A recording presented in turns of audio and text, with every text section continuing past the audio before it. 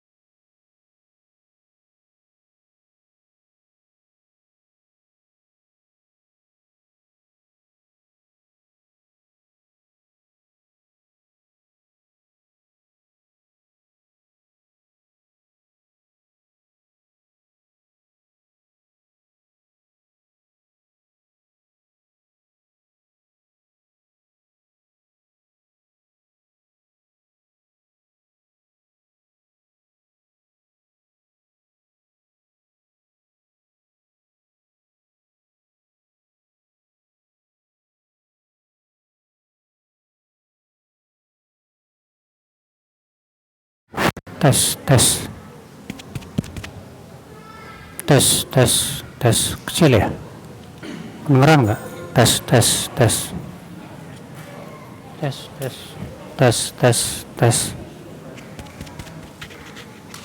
suaranya kecil. Tes.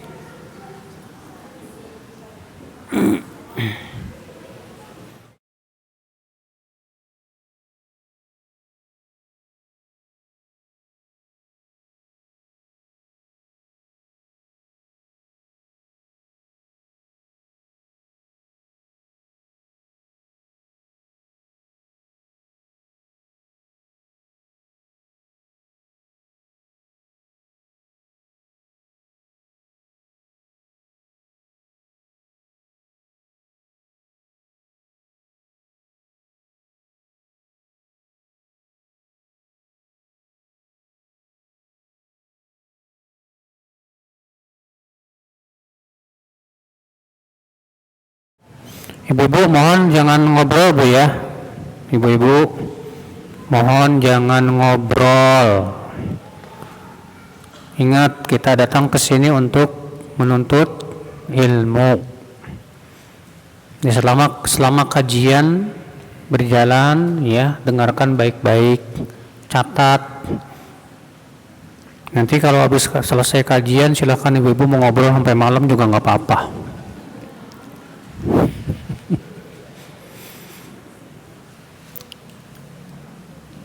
Alhamdulillah nahmaduhu wa nasta'inuhu wa nastaghfiruh wa na'udzu billahi min shururi anfusina wa min sayyiati a'malina man yahdihillahu fala mudilla lahu wa man yudlil fala hadiya lahu.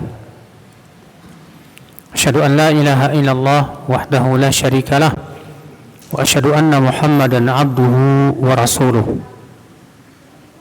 Qala Allah Ta'ala fi kitabihil karim, ya ayyuhalladzina amanu taqullaha haqqa tuqatih wa la tamutunna illa wa antum muslimun.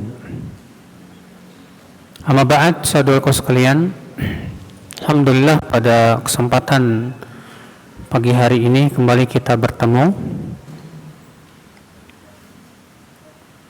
Dan pada kesempatan pagi hari ini kita akan membahas tema peliharalah diri dan keluarga kalian dari api neraka. sebagaimana yang disebarkan oleh panitia, ya. Ini berdasarkan firman Allah dalam surat At-Tahrim ayat 6. Allah Ta'ala berfirman, A'udzu billahi minasyaitonir rajim. Ya ayyuhalladzina amanu qu anfusakum wa ahlikum nara wa quduhan nas wal hijarah 'alaiha malaikatun ghilazun shidad la ya'suna Allaha ma amarahum wa yaf'aluna ma yu'marun. Hai orang-orang yang beriman. Di sini Allah memanggil hai orang-orang yang beriman. Kata Ibn Mas'ud, ya, idza sami'ta Allah yaqul ya ayyuhalladzina amanu fa'ar'ihi sam'ak fa innama fihi amrun aw nahyun aw kama qala. Kalau kamu mendengar Allah mengatakan ya ayyuhalladzina amanu, maka segera persiapkan telingamu. Karena biasanya ayat yang menyebut hai orang-orang yang beriman pasti isinya tidak lepas dari dua. Yang pertama perintah, atau yang kedua larangan. Karena itu memang konsekuensi iman, saudaraku. Orang yang beriman itu siap diperintah dan dilarang oleh Allah. Dan orang beriman itu yakin bahwa perintah Allah pasti semuanya kebaikan. Dan semua larangan Allah pasti berisi keburukan. Artinya mudarat untuk hidup kita. Makanya orang-orang yang beriman, moto mereka apa? Sami'na wa ata'na. Kami mendengar, kami apa? Taat. Beda dengan orang Yahudi. Kalau orang Yahudi mengatakan apa? Sami'na wa asaina. Kami mendengar dan kami maksiat. Maka orang-orang yang beriman, karena dia beriman bahwa Allah adalah maha berilmu, Allah maha sayang kepada hambanya, yakin tidak mungkin syariat Allah itu merugikan hamba-hambanya. Yakin Allah memberikan aturan kepada manusia sesuai dengan ilmunya yang sangat luas sekali. Dan tentu itu yang terbaik untuk kehidupan kita. Allah berfirman, ya ayyuhalladzina amanu qu anfusakum wa ahlikum nar. Pelihara oleh kalian diri-diri kalian dan keluarga-keluarga kalian. Di sini Allah menyebutkan pelihara diri dan keluarga. Itu menunjukkan bahwa keluarga itu adalah bagian dari hidup kita. Keluarga itu bagian dari diri kita. Ya. Karena keluarga itu bagian dari diri kita. Mereka adalah istri kita, anak-anak kita. Dan kita tidak akan pernah lepas hidup kita dari mereka. Maka Allah Subhanahu wa taala memerintahkan untuk betul-betul dipelihara. Ya ayyuhalladzina amanu qu anfusakum wa ahlikum nar. Ini menunjukkan, saudaraku, bahwa perbaikan itu harus dimulai dari individu-individu. Perbaikan itu harus dimulai dari keluarga. Makanya Allah berfirman, innallaha la yughayyiru ma biqaumin hatta yughayyiru ma bi anfusihim. Sesungguhnya Allah tidak akan mengubah suatu kaum sampai mereka mengubah diri mereka sendiri. Berarti perubahan harus dimulai dari mana, Mas? Ibu-ibu, perubahan harus dimulai dari mana? Dari diri sendiri dan keluarga. Iya. Di sini Allah Subhanahu wa taala sedang mengajak bicara siapa? Para laki-laki. Karena Allah menyebutkan wa ahlikum, dan keluarga kalian. Disebut ahli di situ, yang paling utama adalah istri. Qu anfusakum wa ahlikum pelihara diri kalian dan keluarga kalian nara, dari apa? Dari api neraka. Karena api neraka, saudaraku, adalah merupakan keburukan yang paling buruk, tempat yang paling mengerikan. Kita saja berusaha untuk memelihara diri kita dan keluarga kita dari hal-hal yang bisa membahayakan dunia kita, Mas. Kita berusaha untuk menyelamatkan kita, istri kita, anak-anak kita dari mara bahaya dunia. Maka Allah mengingatkan bahwa mara bahaya neraka itu lebih berat. Bahwasanya itulah hakikat daripada mara bahaya. Karena api neraka, akhwal Islam, ya, sungguh sangat mengerikan sekali. Adapun di dunia, musibah-musibah dunia, bahaya-bahaya yang menimpa kita dalam kehidupan dunia, itu hakikatnya menggugurkan dosa-dosa. Tapi kalau itu perkara yang bisa menjerumuskan ke dalam api neraka, itulah hakikat musibah. Makanya musibah yang terbesar yang menimpa seseorang itu musibah yang menimpa agama dan keimanan. Kalau musibah yang menimpa badan, kita kena sakit nih. Ya, kita kena sakit. Sakit menggugurkan dosa, iya. Kata Rasulullah SAW, "Ma min musibatin tusibul mu'min min hazanin au ya nasabin au wasabin au hammin au ghammin illa kaffarallahu bihi khataya." Tidak ada satupun musibah yang menimpa seorang muslim berupa apa? Kelelahan, keletihan, kesedihan, demikian pula kegelisahan, kegundah gulanaan, ya, au marad atau sakit, kecuali Allah akan gugurkan semuanya dengan itu semuanya, dosa-dosa dia. Subhanallah, saudaraku sekalian.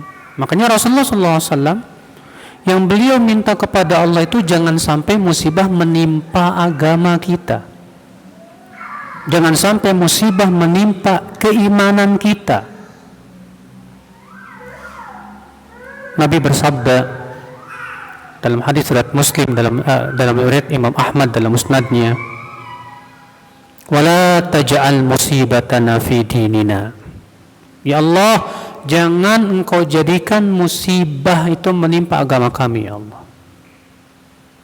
Wala taj'alid dunya akbar hammina.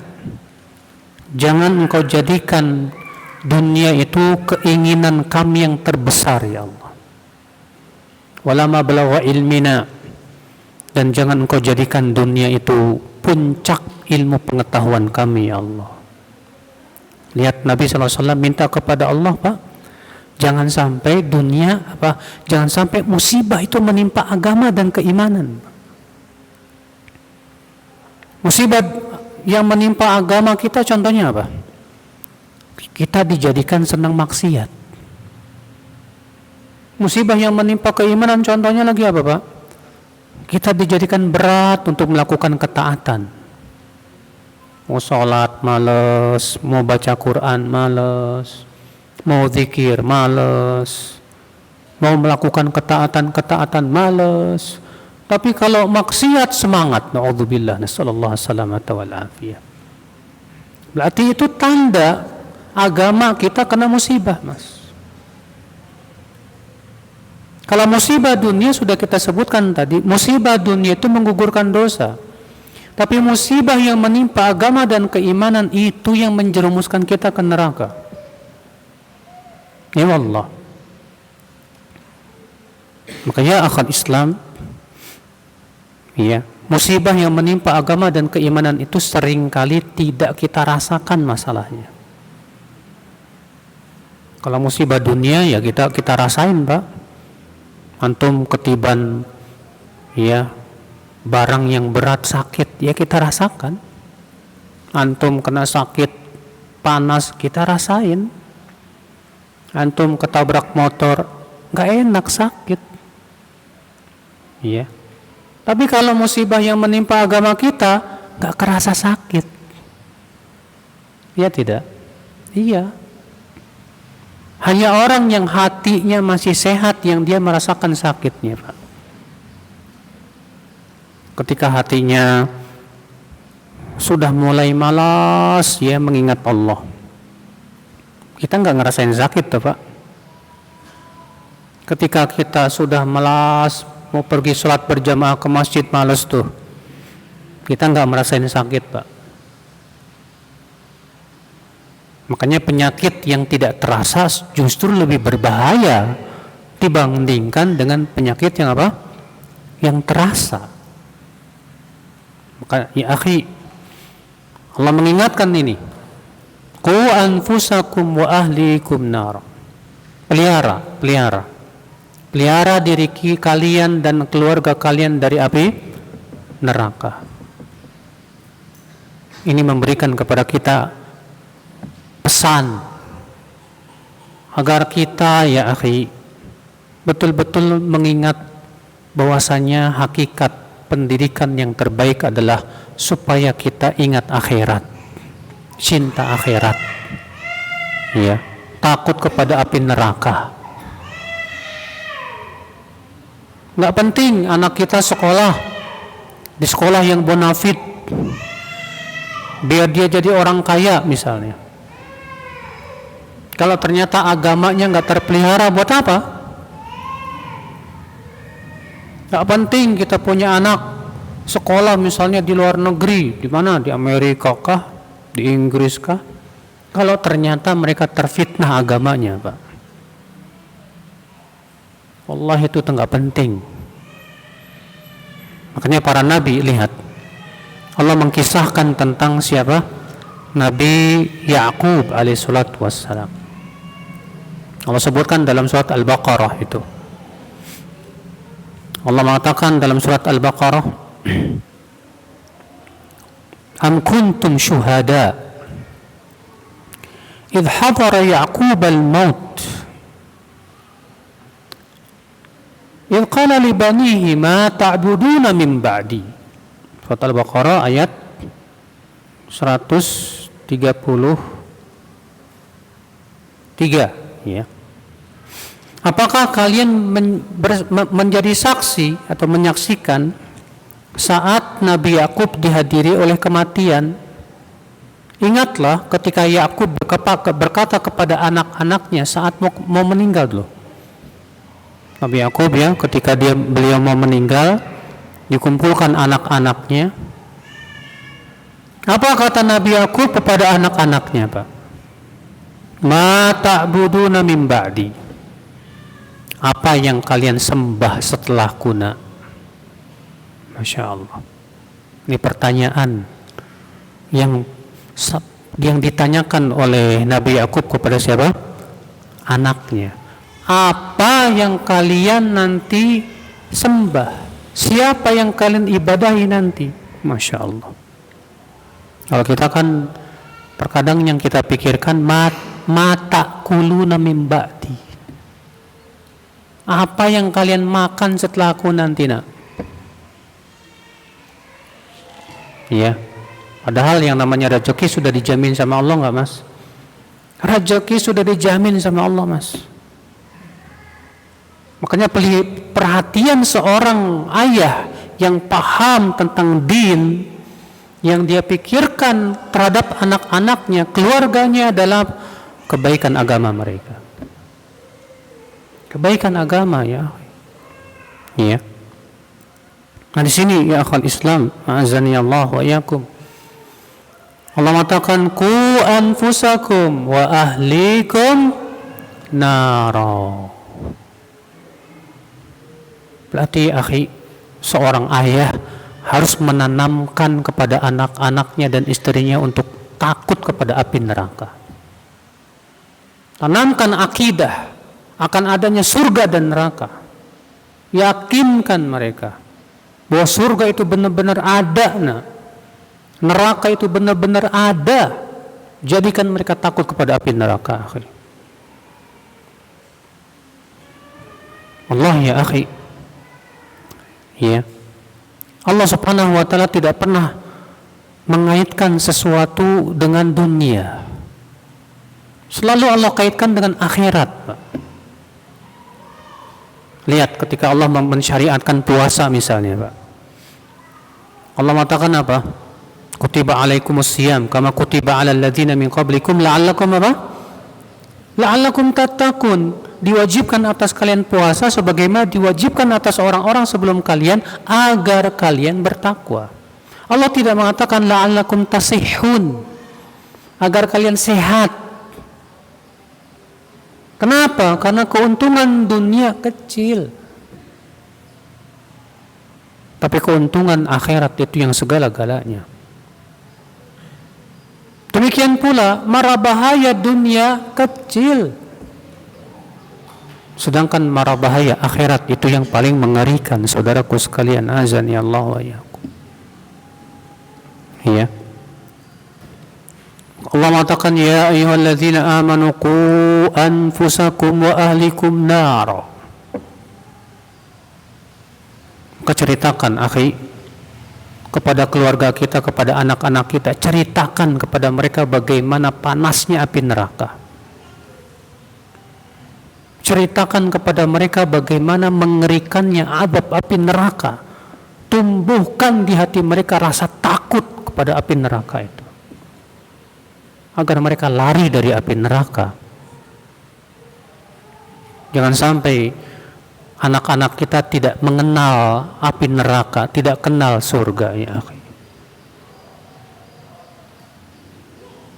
Lalu Allah subhanahu wa ta'ala mengatakan waquduhan nas wal hijarah.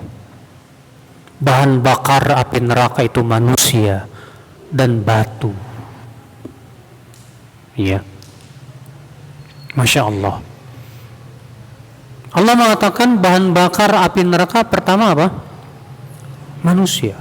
Subhanallah. Ternyata api neraka itu diciptakan untuk kita manusia, Mas. Sebagaimana halnya surga Allah ciptakan untuk siapa? Untuk kita manusia dan jin. Surga dan neraka Allah ciptakan untuk kita manusia. Malaikat masuk surga enggak? Malaikat enggak ada surga, enggak ada neraka, Pak. Binatang-binatang masuk surga, neraka enggak ada. Di hari kiamat Allah akan bangkitkan juga binatang-binatang. Untuk apa? Dikisos. Setelah kisos mereka jadi tanah.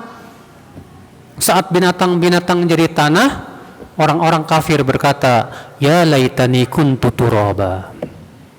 Andaikan aku menjadi tanah seperti mereka. Iya.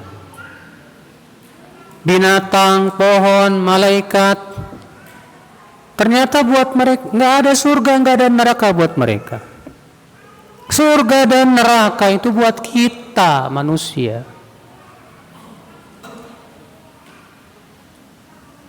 Maka Allah mengatakan di sini akhal Islam, waquduhan nas, bahan bakarnya itu manusia. Relakah kita, akhi, kita menjadi bahan bakar api neraka? La Allah. Jangan sampai kita rela keluarga kita jadi bahan bakar api neraka, ya. Iya. Ini sebuah penggambaran yang sangat mengerikan, Pak.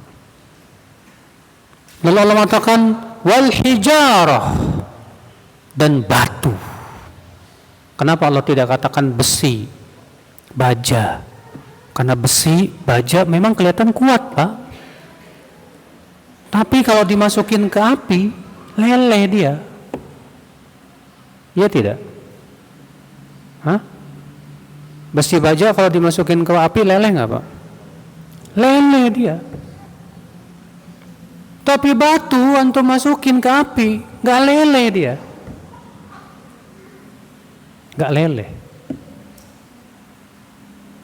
Makanya Allah Subhanahu wa ta'ala mengumpamakan orang yang hatinya keras itu seperti batu, bahkan lebih keras dari batu.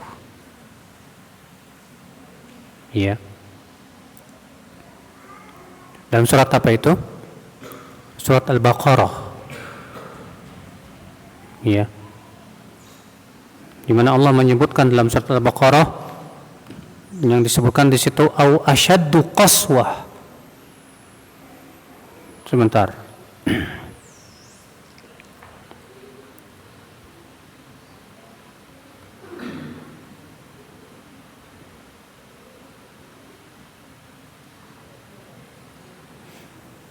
Itu dalam surat Al-Baqarah ayat 74. Allah berfirman, "Tsumma qasat qulubukum min ba'di dzalika fahiya kal hijarati aw ashaddu qaswah." Kemudian hati-hati kalian pun menjadi keras setelah itu. Dan ia bagaikan batu, bahkan lebih keras lagi dari batu. Kenapa Allah mengumpamakan hati yang keras seperti batu, Pak? Allah tidak mengatakan seperti baja atau besi, enggak. Karena sudah kita sebutkan tadi, kata Syekh Abdurrahman As-Sa'di, karena besi, baja, walaupun memang kuat, keras, tapi kalau dimasukin ke api, leleh dia. Tapi batu dimasukin ke api, gak leleh dia, Pak. Allahu Akbar. Bayangkan akal Islam, saudara-saudaraku sekalian. Waquduhan nas wal hijarah. Bahan bakarnya manusia dan batu.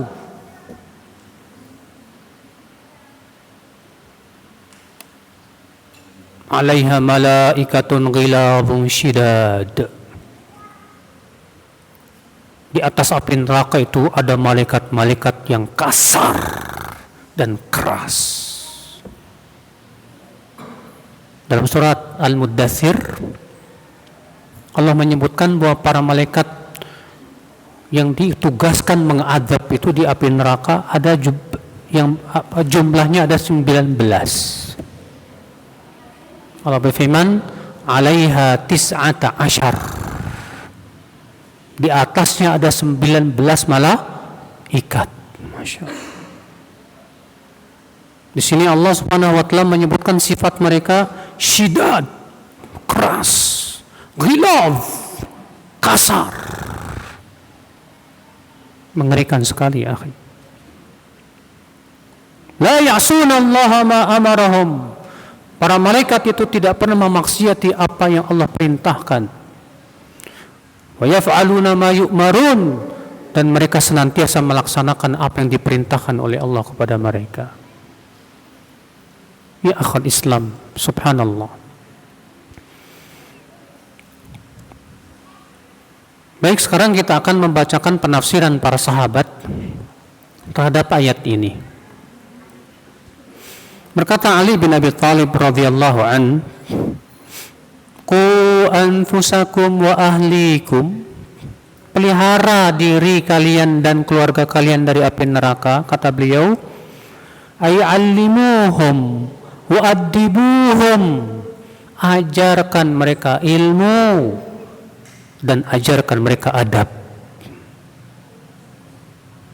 Di sini Ali bin Abi Thalib mengatakan, pelihara diri kalian dan keluarga kalian. Artinya apa? Ajarkan mereka ilmu. Ilmu apa yang dimaksud, Mas? Ilmu dunia? Enggak, kata para ulama, ilmu agama. Ilmu agama.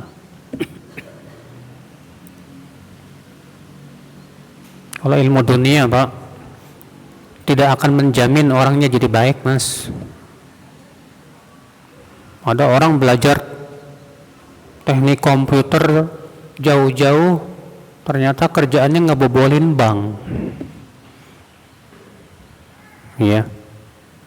Ada orang, Masya Allah, kerja, Masya Allah, pulang-pulang jadi pejabat korupsi. Nggak jamin, ilmu dunia itu nggak jamin orangnya bertakwa, Mas.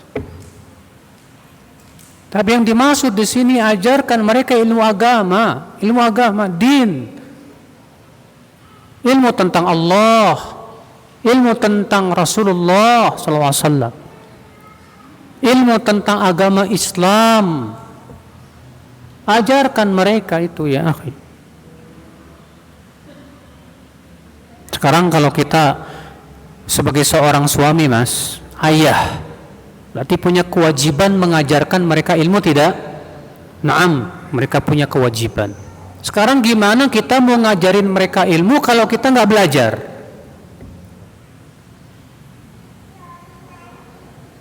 Kita mau ngajarin anak istri baca Quran, kita sendiri nggak bisa baca Quran, gimana coba? Iya, gampang Ustadz, saya tinggal panggil aja guru ke rumah, suruh ngajarin dia. Terus antum gimana? Ya saya sibuk cari nafkah. Ya akhi, antum mau mengajarkan anak antum dengan manggil ustadz, tapi antum sendiri tidak mau menuntut ilmu, apa antum gak takut sama Allah subhanahu wa ta'ala? Menerangi orang tapi diri sendiri terbakar.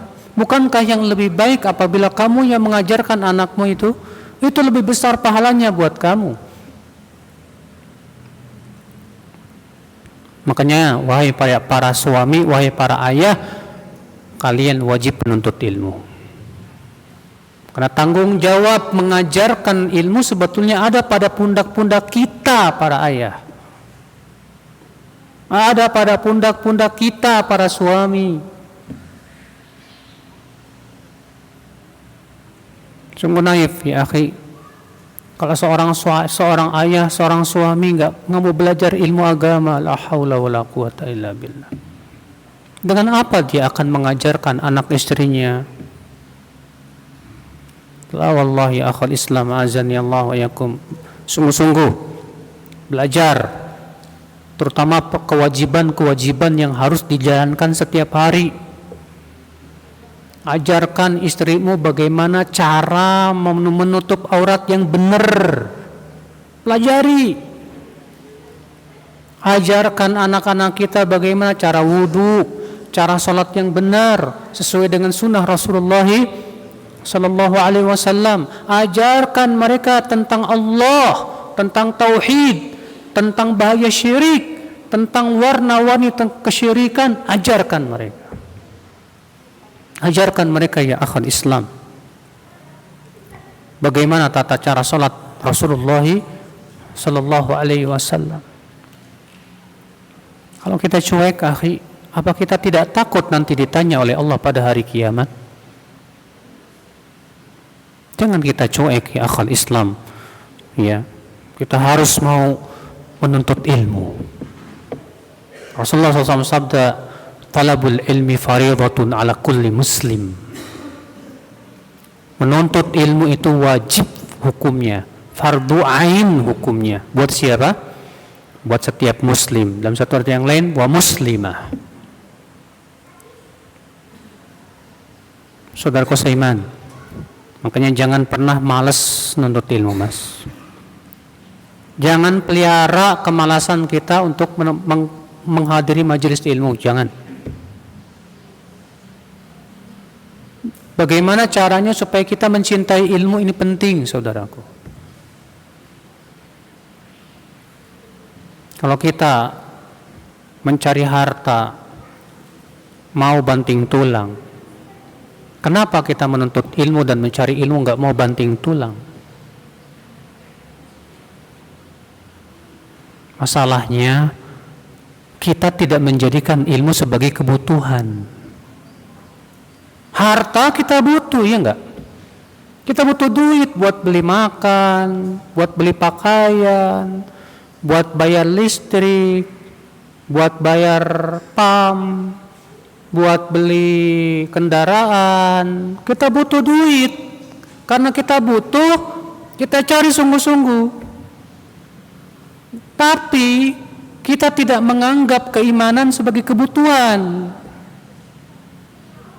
Karena kita nggak butuh ilmu, akhirnya yang ngajinya juga setengah-setengah, mas. Tapi kalau kita menganggap ilmu itu kebutuhan hidup, insya Allah kita akan berusaha untuk mengkaji ilmu dengan sungguh-sungguh. Akhul Islam, saudaraku seiman, azani Allah wa iyyakum. Cuma inilah masalahnya, Pak. Ketika hati kita tidak menjadikan ilmu sebagai kebutuhan pokok, primer, ya, yang di pikiran kita cuma kejo. Tahu nggak kejo, Mas? Nasi. Di pikiran kita ya akal Islam cuma perut dan kemaluan, susah. Maka wahai para ayah, wahai para suami, jangan pernah kamu lemah untuk menuntut ilmu. Ingat, istri kamu, anak-anak kamu berada pada pundak kamu. Tanggung jawab kamu yang sangat besar di mata Allah Azza wa Jalla nanti di hari kiamat. Iya. Nah ini Ali bin Abi Thalib berkata, menafsirkan, "Qu anfusakum wa ahlikum ay allimuhum." Ajarkan mereka ilmu. Ilmu tentang apa? Din. Terutama ilmu tentang Allah, ilmu tentang Rasulullah, ilmu tentang agama, akidah, tentang surga dan neraka. Ya, jadikan mereka cinta kepada Allah, jadikan mereka takut kepada Allah, jadikan mereka tahu kepada siapa harus bertawakal, kepada siapa dia harus berdoa. Jauhkan mereka dari kesyirikan, wallah, karena kesyirikan itu bahaya yang terbesar dalam hidup kita ya akhwal Islam. Kemudian kata Ali bin Abi Thalib apa? Wa adibuhum, dan berikan mereka adab. Ajarkan mereka adab, saudaraku. Apa sih adab itu, Mas? Adab itu, akhi, hal-hal yang bisa meluruskan jiwa kita, baik dalam diri maupun kepada orang lain. Makanya para ulama membagi adab itu, yang pertama adab kepada diri sendiri. Yang kedua adab terhadap orang lain. Adab terhadap diri sendiri. Bagaimana bisa menjadi lebih beradab pada diri, dalam dirinya, pada hatinya. Contohnya apa? Dia berusaha untuk punya akhlakul karimah. Adab. Dia berusaha untuk memakai pakaian-pakaian yang sesuai dengan syariat Allah Azza wa Jalla. Adab. Dia berusaha menjadi orang yang bisa mengamalkan ilmu. Adab. Dia berusaha untuk supaya lisannya tidak berbicara kecuali kebaikan. Adab. Dia berusaha supaya matanya tidak jelalatan. Adab. Ini adab pada diri sendiri, akhwat Islam. Adab kepada orang lain, apalagi juga yang harus diajarkan. Adab kepada orang tua kita, adab kepada para guru dan ulama-ulama, adab kepada pemimpin kita, adab kepada siapa teman-teman sejawat kita, adab kepada yang lebih tua dari kita, adab kepada yang lebih muda dari kita, adab di majlis taklim, ya, itu semua berhubungan dengan masalah apa? Adab ya akhi. Agama kita ini adab isinya. Kata Imam Ibnu Qayyim rahimahullah apa? Unwanu sa'adatil qaum, ya, wa falahihim, wa unwanu syaqawatil qaum fi adabihim. Tanda kebahagiaan suatu kaum dan keberuntungan mereka, dan tanda kesialan atau kesengsaraan suatu kaum itu ada pada adab mereka. Terletak pada adab-adab mereka, saudaraku sekalian, azani Allah wa iyyakum. Coba ajarkan anak-anak kita harus bagaimana beradab. Nah, kamu kalau ngomong jangan kasar. Nah. Allah berfirman, wa qulu lin-nasi husna. Ucapkan kepada manusia dengan ucapan-ucapan yang baik. Nah, jangan suka kamu mengatakan kata-kata yang isinya kebun binatang, haram alaik.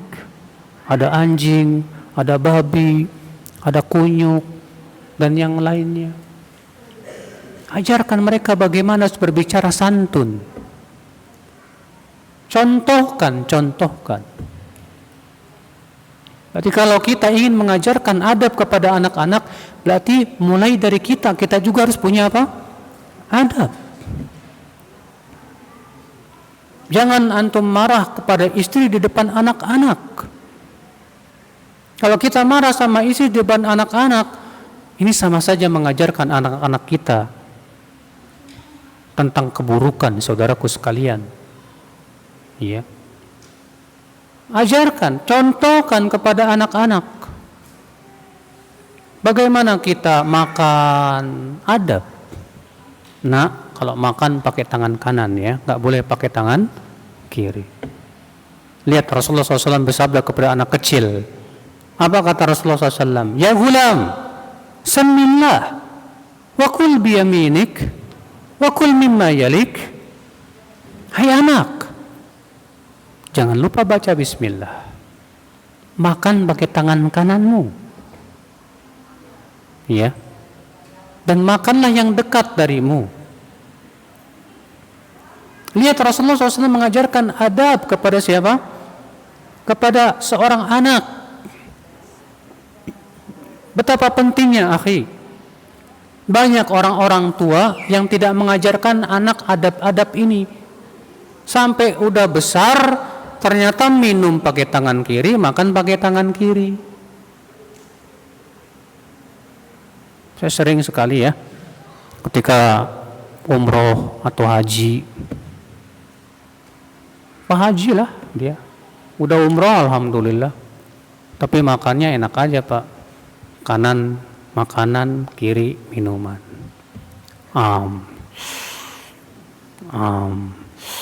Ya Allah. Ya. Kenapa bisa terjadi seperti ini? Karena tidak dibiasakan dari kecil.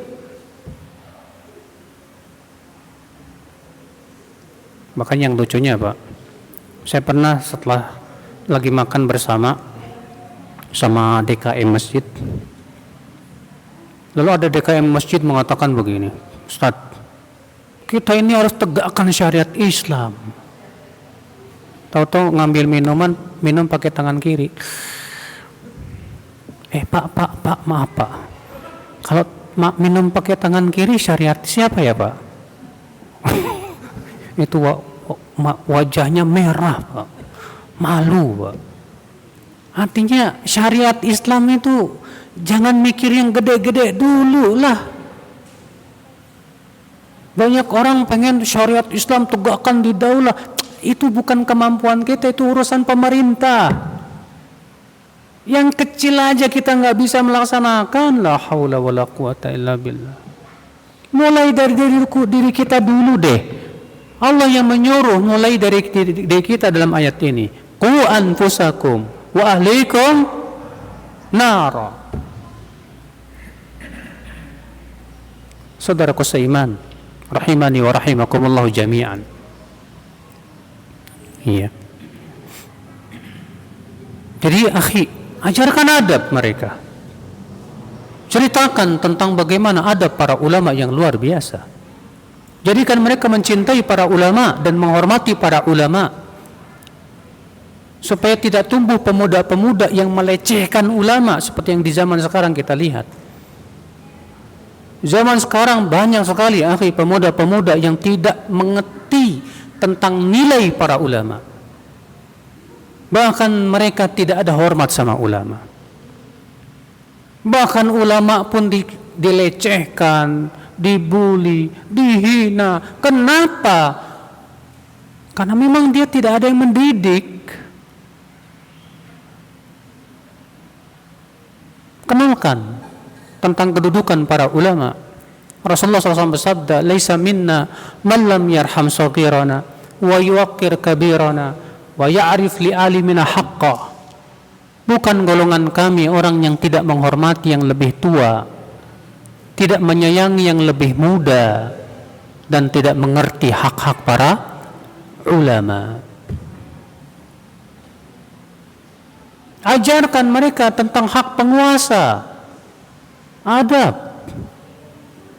Bacakan kepada mereka tentang wajibnya sabar menghadapi pemimpin muslim yang zalim, supaya setelah besar tidak menjadi orang khawarij Pak. pemikiran-pemikiran Khawarij itu kenapa masyarakat kita ini dikit-dikit demo. Ya biasanya sih demo urusannya berhubungan dengan apa Pak? Perut. Kenapa? Karena memang nggak pernah diajarin tentang manhaj Ahlussunnah wal Jamaah. Adab. Ini masalahnya adab terhadap penguasa yang sudah diajarkan oleh Rasul kita yang mulia alaihi salatu wassalam. Rasulullah bersabda, "Man akrama sultan akramahullah." Siapa yang memuliakan penguasa, Allah akan muliakan dia. Wa man ahana sultan ahanahullah. Siapa yang menghinakan penguasa, Allah akan hinakan dia. Ajarkan mereka adab kepada anak-anak kita untuk memuliakan para penguasa. Apalagi kalau penguasa itu penguasa yang adil, penguasa yang bertakwa kepada Allah Azza wa Jalla, Masya Allah.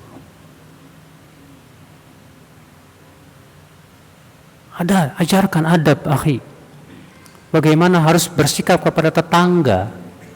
Ajarkan. Nah, kamu jangan menyakiti tetangga, nak. Haram alaik. Bacakan hadis tentang besarnya hak tetangga. Rasulullah bersabda, "La yazalu Jibril yusini bil jar hatta dhanantu annahu sayuwarithu." Senantiasa Jibril berwasiat kepadaku untuk berbuat baik kepada tetangga, sampai-sampai aku mengira tetangga akan mewarisi tetangga yang lain. Allahu Akbar.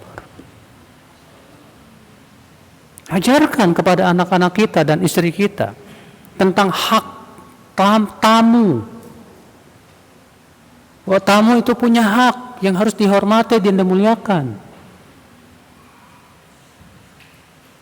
Ajarkan ya akhal Islam. Bagaimana adab kita ya akhal Islam kepada orang tua yang telah melahirkan kita. Semua ini akhal Islam ya, kewajiban seorang siapa? Suami. Kewajiban kita nih laki-laki nih. Antum semua laki-laki yang di sini kan insyaallah ya. Bukan LGBT kan? Iya. Maka antum yang merasa dirinya laki-laki di sini ingat loh. Ini kewajiban antum dan tanggung jawab yang akan ditanya oleh Allah nanti pada hari kiamat. Iya. Maka saya ingin mengingatkan diri saya pribadi dan kita semua yang ada di sini. Saudaraku seiman.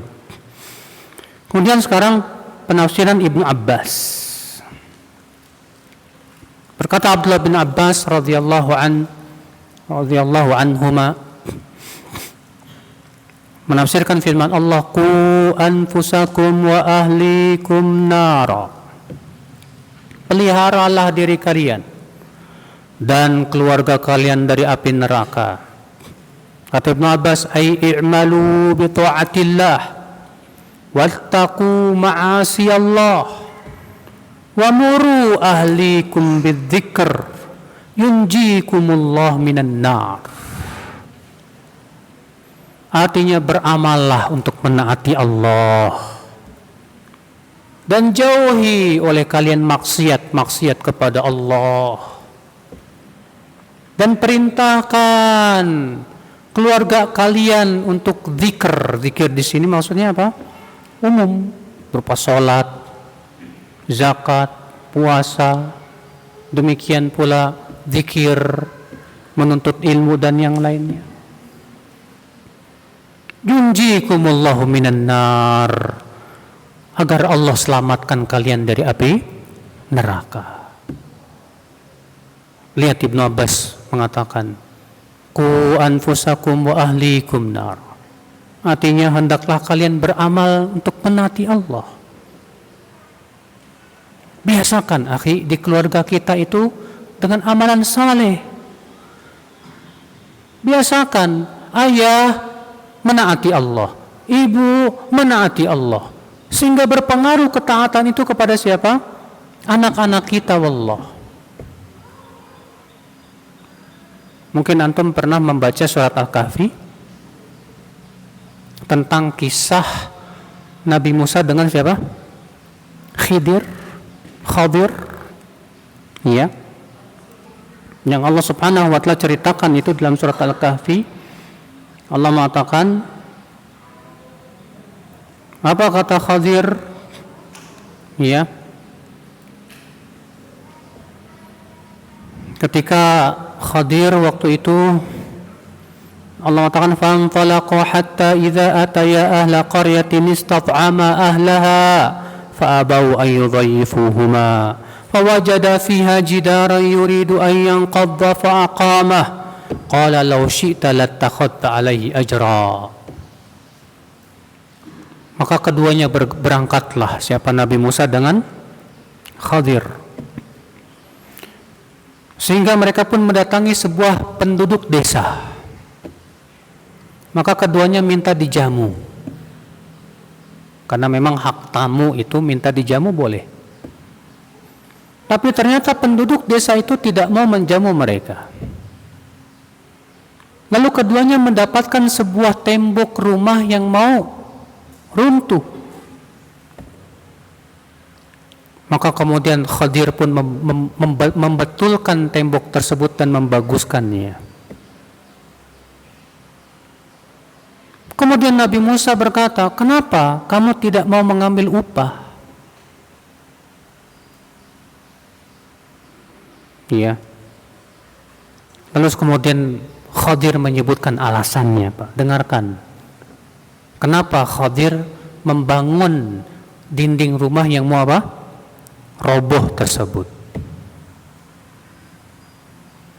Wa ammal ghulam fakana abawahu mu'minain fakhashina an yurhiqahuma tughyana wa ammal jidar fakana li ghulamaini yatimaini fil madinah wa kana abuhuma salihan wa kana tahtahu kanzul lahuma wa kana abuhuma salihan fa arada rabbuka an yablugha ashuddahuma wa yastakhrija kanzahuma rahmatan min rabbik. Adapun tembok yang hendak runtuh itu, maka itu milik dua anak yatim di kota tersebut, dan adalah di bawah tembok itu ada harta karun, dan adalah kedua orang tua anak yatim itu soleh. Masya Allah. Maka Allah ingin supaya kedua anak yatim ini sampai dewasa. Lalu Allah keluarkan harta karun yang ada di bawahnya tersebut sebagai kasih sayang Allah dari Rabbmu kepada mereka.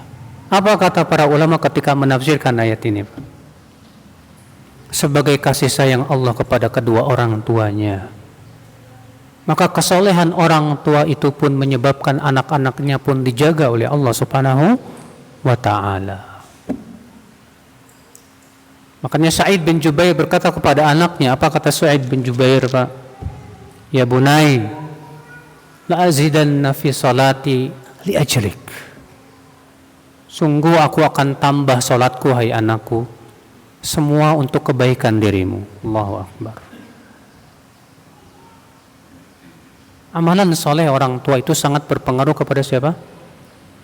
Kepada anak-anak kita, ya. Jangan kita kira bahwa amalan soleh itu tidak akan berpengaruh. Wallahi pengaruhnya dahsyat sekali.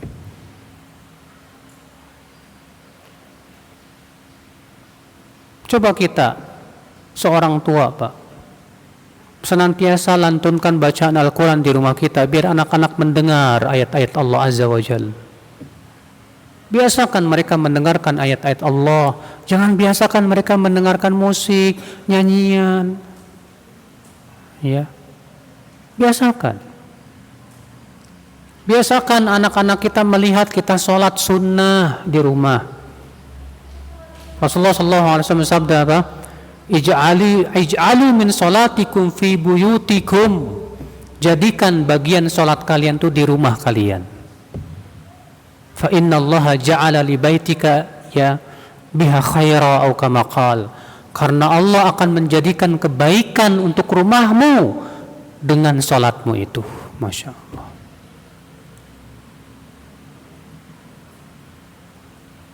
Biasakan akhi, rumah kita ini diisi dengan apa? Sholat, tilawah Quran.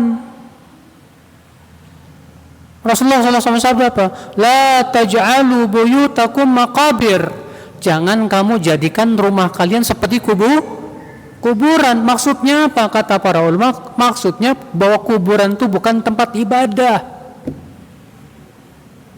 Maka rumah yang tidak ditegakkan padanya sholat, tidak dibacakan padanya Al-Quran seperti kuburan. Karena kuburan bukan tempat untuk baca Quran, bukan pula tempat sholat. Tapi kita di sini zaman kita ini malah kebalik. Kuburan rame baca Quran, di rumah nggak ada. La haula wala quwata illa billah. Saudaraku seiman, rahimani wa rahimakumullah jami'an. Lihat kata Ibnu Abbas, i'malu bi ta'atillah. Beramalah kalian untuk menaati Allah. Kita orang tua, mulai dari diri kita, ya, biasakan kebaikan.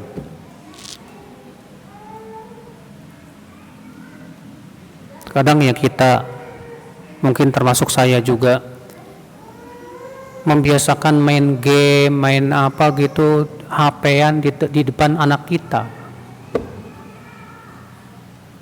Sehingga apa yang terjadi, si anak terekam bapaknya suka main HP.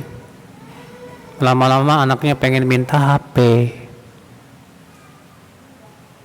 Bapak aja main game, masa saya nggak boleh? Celakanya lagi orang tuanya Pak ngasih lagi. Allahu Akbar. Ya, daripada anak saya nangis, daripada anak saya bikin ribet, ya udah saya kasih aja. Allah Pak. Mungkin tujuan kita apa Pak? Tujuan kita ingin menghibur anak kita. Tujuan kita bagaimana supaya anak kita repeh dengan instan. Tahu kan repeh? Apa repeh itu? Hah? Diam. Kadang anak kita kan nangis juga. Ibunya nggak sabaran, gimana anaknya supaya diam nih. Mana anak lihat nih nak? Tontonin YouTube. Allahu Akbar. Akhirnya anaknya senang nonton. Tidak sadar Mas, sebetulnya kita sudah mengajarkan kepada anak-anak kita sebuah pelajaran yang sangat tidak baik. Baik untuk agamanya, keimanannya, demikian pula untuk kesehatannya. Di Cilengsi alhamdulillah kita punya ma'had Syatibi Mas. Itu ma'had khusus untuk tahfidz Al-Quran Mas. Ketika rapat, para guru memberikan laporan. Ternyata murid-murid yang sulit untuk menghafal Quran, setelah ditelusuri, mereka ternyata suka nonton YouTube, suka main game. Masya Allah. Pengaruhnya dahsyat loh Mas. Makanya ibu, jangan ibu gara-gara pengen anak cepet repeh, ibu tahu-tahu ngasih ke anak HP. Bahaya Bu. Bahaya buat hidup dia nanti setelah itu. Cari yang lain deh, cari yang lain, permainan yang lain. Daripada dikasih HP, mendingan kasih lato-lato, nggak masalah deh. Tak tok. Iya. Atau permainan lain yang sifatnya melatih. Coba cari game-game yang melatih otak dia. Permainan yang memang betul-betul apa? Kebaikan dia. Daripada itu dikasih tontonan yang enggak, yang musibahnya lagi ibunya suka tiktokan lagi. Ayo nak, kita joget-joget bareng nak. Ulu. La haula wala quwata illa billah.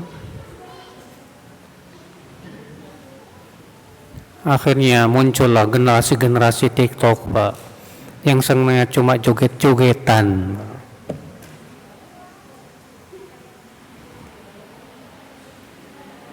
Ya akhal Islam, rahimakumullah jami'an. Kata Ibn Abbas, i'malu bi ta'atillah. Beramalah untuk menaati Allah Subhanahu wa taala. Biasakan diri kita untuk ketaatan, akhi. Bacakan Quran. Bacakan Quran di rumah. Pendengarkan lantunan-lantunan ayat-ayat Allah Azza wa Jalla, supaya hati mereka terbiasa dengan mendengarkan Al-Quran, supaya hati mereka terbiasa mendengarkan ayat-ayat Allah Azza wa Jalla. Cuma masalahnya, Pak, kalau orang tuanya nggak suka baca Quran, Pak, senangnya dengar dangdutan, aduh, pusing. Senangnya dengerin rock and roll, Allahu Akbar. Ibunya senangnya nyanyian pop, gelas-gelas kaca. Aduh, gimana akan mendidik anak-anak yang akan benar-benar cinta kepada Allah dan Rasulnya? Kalau ternyata keadaannya seperti itu, ya akhul Islam. Bapaknya ternyata senangnya nonton sepak bola. Ternyata idolanya bapaknya siapa? Ruud Gullit, Masya Allah. Bukan Imam Bukhari atau sahabat Abu Bakar, atau bahkan harusnya Rasulullah sallallahu alaihi wasallam. Akhirnya apa yang terjadi? Anaknya ikut-ikutan, Pak. La haula wala quwata illa billah. La ya akhi. Maka dari itulah saudaraku, wahai bapak, wahai ibu, wahai para orang tua, termasuk saya juga, mari kita ramaikan rumah kita dengan ketaatan kepada Allah Azza wa Jalla. Biasakan ketaatan itu di rumah-rumah kita. Isi rumah kita dengan Al-Quran, dengan sholat, dengan zikir. Ya. Biasakan kita membaca buku di depan anak-anak kita. Bacakan buku-buku yang bermanfaat kepada anak-anak kita, supaya mereka mendengar tentang kisah para sahabat Rasulullah sallallahu alaihi wasallam, tentang kisah para ulama dan yang lainnya.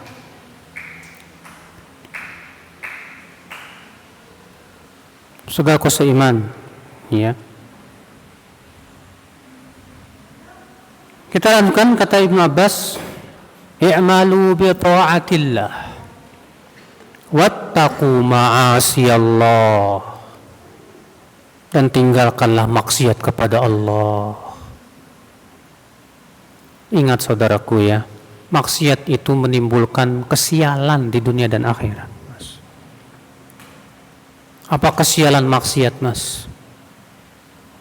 Di antara kesialan maksiat dalam hidup, dalam rumah tangga kita nih, Pak, di rumah kita, dicabutnya keberkahan dari rumah kita.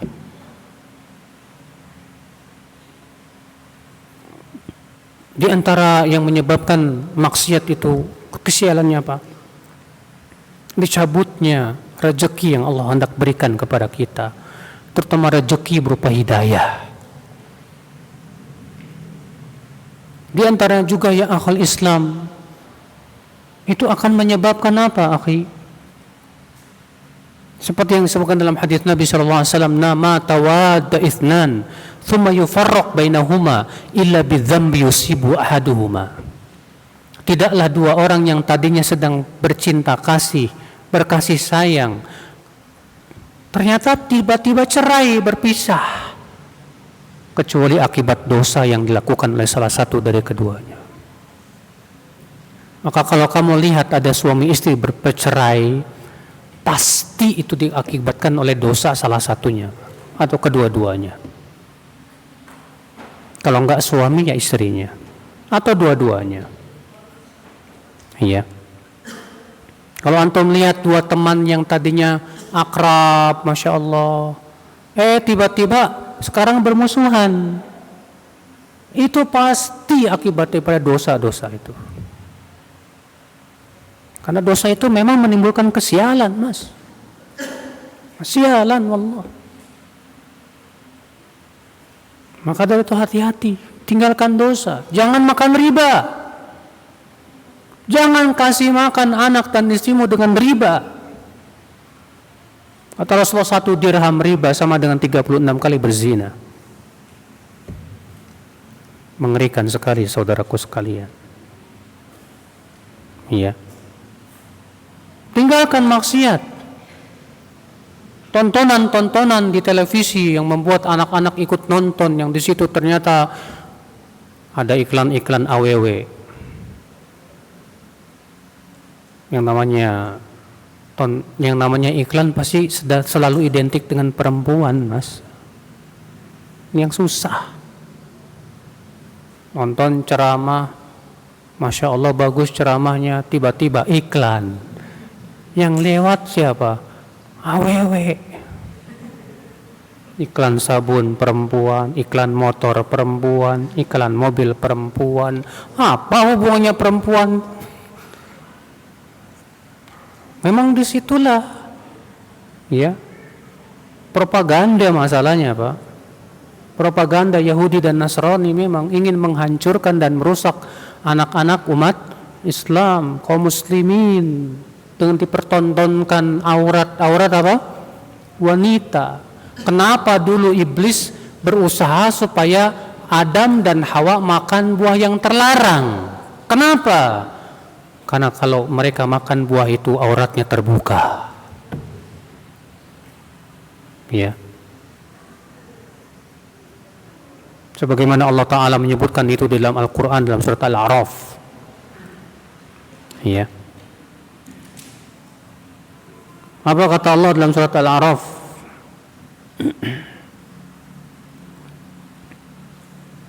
Kata Allah, ya. Fadallahuma bighurur. Lalu iblis pun menunjukkan kepada Adam dan Hawa pohon yang dilarang itu.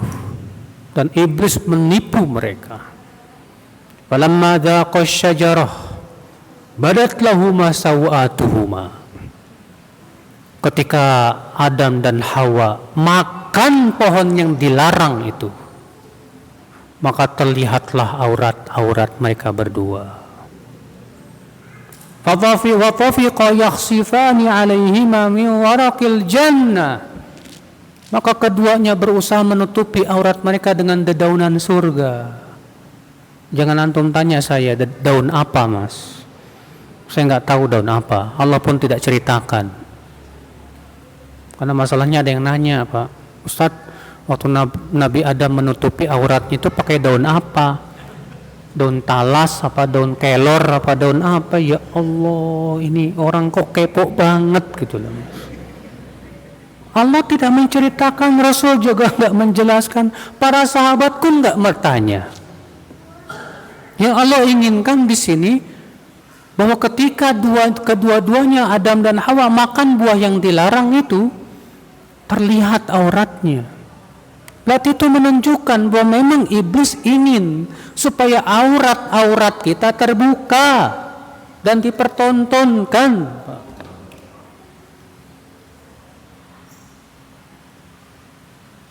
Maka kalau kita, para suami, membiarkan anak kita yang sudah balik keluar rumah nggak pakai kerudung, terlihat rambutnya. Kita biarkan istri kita keluar rumah pakai gincu, pakai bedak kayak ondel-ondel. Sudah gitu antum bangga ngelihat istri antum cantik, rupawan, bisa dilihat, dipandang oleh setiap mata jelalatan. Wallahi antum dayyus. Dayyus antum. Kata Rasulullah, tidak masuk surga dayyus. Suami yang membiarkan istri dan anaknya memperlihatkan keindahan tubuhnya di hadapan laki-laki yang bukan mahramnya, sementara suaminya tidak ada rasa cemburu sama sekali. Wala haula wala quwata illa billahi akhal Islam, azani Allah wa iyyakum. Mana kita sebagai suami harus punya cemburu, Mas. Istriku, kenapa kamu bersolek mau pergi? Kan kita mau ke kondangan, Mas. Masa saya nggak boleh bersolek? Nggak boleh, haram. Kecantikanmu hanya untukku, istriku.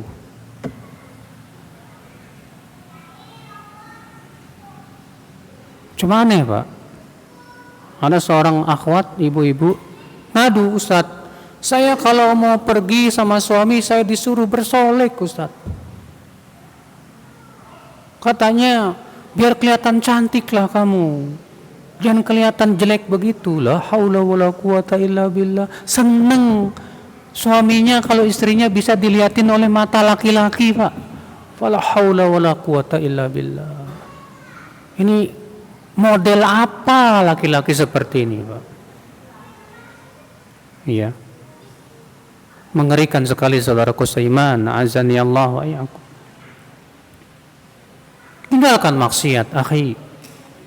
Jangan isi rumah kita dengan maksiat kepada Allah Azza wa Jalla. Allah yang maksiat sekali lagi mendatangkan kesialan dalam hidup kita, wallah. Akibat maksiat yang kita lakukan, anak-anak jadi malas-malasan sholat, Pak. Akibat maksiat yang kita lakukan, anak-anak jadi apa? Kurang ngajar sama orang tuanya, Pak. Akibat maksiat yang kita lakukan, anak-anak pun jadi durhaka kepada kita, Pak. Akibat kita durhaka kepada Allah Azza wa Jalla. Mudah bagi Allah memberikan sanksi akhwat Islam buat kita. Kadar itulah saudaraku seiman, ya, kata Ibnu Abbas, i'malu bi ta'atillah. Amalkan ketaatan kepada Allah di rumah-rumah kalian. Tinggalkan maksiat-maksiat kepada Allah. Wa muru ahlikum bidzikr. Perintahkan keluarga kalian untuk zikir. Zikir di sini maknanya apa? Allah menyebut sholat dengan zikir nggak, Pak? Iya. Allah berfirman, "Idza nudiya lis-salati min yaumil jumu'ati fas'au ila dzikrillah." Apabila dipanggil adzan menuju Jumatan, maka hendaklah kalian pergi kepada zikrullah. Para ulama menafsirkan yang dimaksud dengan zikir di sini apa? Salat Jumat, akhwat Islam. Iya. Zikr.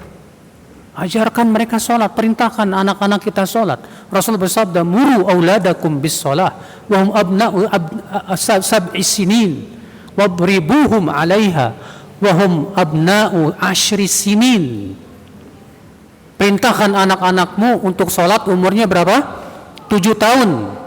Dan pukul mereka untuk sholat anak ketika mereka telah berumur 10 tahun. Berarti sebelum umur 10 tahun gak boleh dipukul, Mas. Itu pun pukulannya juga pukulan kasih sayang, bukan pukulan apa? Pakai rotan, ya, sampai memar, bukan. Perhatikan, Allah berfirman, wa'mur ahlaka bis-shalah wastabir 'alaiha. Perintahkan keluargamu untuk sholat dan sabarkan dirimu di atas sholat. Suruh mereka sholat. Di antara makna zikr apa, Pak? Zikr mempunyai makna artinya Al-Quran dan Sunnah. Allah berfirman, "Inna nahnu nazzalna al-zikr wa inna lahu lahafidhun." Sesungguhnya kami yang telah menurunkan al-zikr. Al-zikr di sini Al-Quran. Dan kami pula yang akan menjaga al-zikr itu, yaitu Al-Quran. Sebagian ulama mengatakan masuk dalam al-zikr as-sunnah. Berdasarkan firman Allah juga, Fas'alu ahla dzikri in kuntum la ta'lamun. Fas'alu ahla dzikr, tanya ahlu dzikr. Ai kata para ulama, ai ahlal Qur'ani was sunnah. Artinya mereka orang yang ahli terhadap Al-Qur'an dan hadis. Arti ajarkan anak-anak kita Al-Qur'an, ajarkan anak kita hadis. Ajarin, suruh mereka belajar Quran. Kalau bisa suruh mereka ngapalin Quran. Apalagi kalau masih anak-anak, Mas. Kalau masih anak-anak ya umur 3 tahun sampai umur ya 10 tahun itu, ini disebut dengan masa-masa keemasan. Iya. Makanya penting sekali usia-usia seperti itu untuk supaya anak-anak mau menghafalkan apa? Al-Quran, Pak. Sebab menghafal di masa itu kekuatannya luar biasa. Kata para ulama, menghafal Quran di masa kecil itu seperti memahat di atas batu, kuat. Sedangkan menghafal di masa tua seperti mengukir di atas air, hilang lagi, hilang lagi. Tanyain deh yang udah pada tua. Ustaz, saya nih ngapain Arba'in Nawawiyah kok susah banget ya Ustaz. Hafal hadis pertama, masuk hadis kedua, hafal hadis kedua, hadis pertama hilang. Boleh nggak saya ngapalnya pakai kaset Ustaz? Maksudnya gimana? Direkam. Itu bukan ngapalin namanya, Mas. Iya. Maksudnya saya bercerita itu, Pak, bahwa masa anak-anak itu sangat sayang kalau tidak digunakan untuk menghafal Al-Quran. Walaupun tentunya Pak, sesuaikan dengan kemampuan anak. Jangan kalau misalnya kita punya anak yang memang susah ngapalin Quran, akibat mungkin IQ-nya agak dikit jongkok gitu. Lalu kita pengen seperti anaknya si Fulan yang bisa hafal Quran. Akhirnya anak kita jadi stres, itu juga nggak bagus. Sesuaikan dengan kemampuan. Bacakan mereka setelah Al-Quran hadis-hadis Rasulullah SAW supaya mereka cinta kepada hadis. Nah ini saudaraku sekalian, saudaraku seiman, ya. Ini penafsiran Abdullah bin Abbas. Kemudian penafsiran berikutnya penafsiran Imam Mujahid. Imam Mujahid ini murid daripada sahabat Ibnu Abbas. Dan bahkan beliau ini yang paling tahu tentang tafsirnya Ibnu Abbas. Nama beliau Mujahid bin Jabr. Iya. Dia bukan orang Arab, bukan. Tapi ilmunya luar biasa. Kata beliau, qu anfusakum wa ahlikum nara, ay ittaqullah wa ausu ahlikum bitaqwallah. Artinya bertakwalah kalian kepada Allah dan wasiatkan keluarga kalian untuk bertakwa kepada Allah Subhanahu wa taala. Apa itu takwa, Pak? Takwa itu, akhi, ya, artinya menjadikan tameng antara diri kita dengan api neraka dengan cara menaati Allah dan menjauhi kemaksiatan. Itu takwa. Bagaimana caranya bertakwa? Caranya dua, dengan ilmu dan amal. Dengan ilmu dan apa? Dan amal. Itulah yang akan menimbulkan ketakwaan kepada Allah Azza wa Jalla. Tidak mungkin kita bisa bertakwa kepada Allah kalau kita tidak tahu ilmunya dan kita tidak mengamalkan ilmu kita. Ini ya, saya kira cukup sampai di sini. Kita buka tanya jawab. Barangkali ibu-ibu atau bapak ada yang mau bertanya, silakan dengan menggunakan kertas.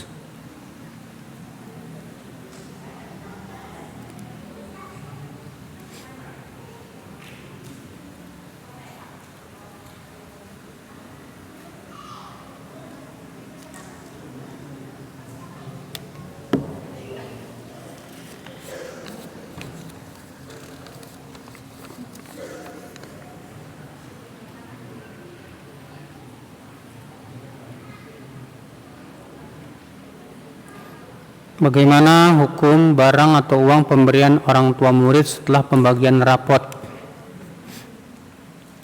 Sementara ketua yayasan dan kepala sekolah membolehkan. Apakah itu masih termasuk khianat atau tidak? Kira-kira pemberian itu mempengaruhi antum nggak dalam memberi nilai?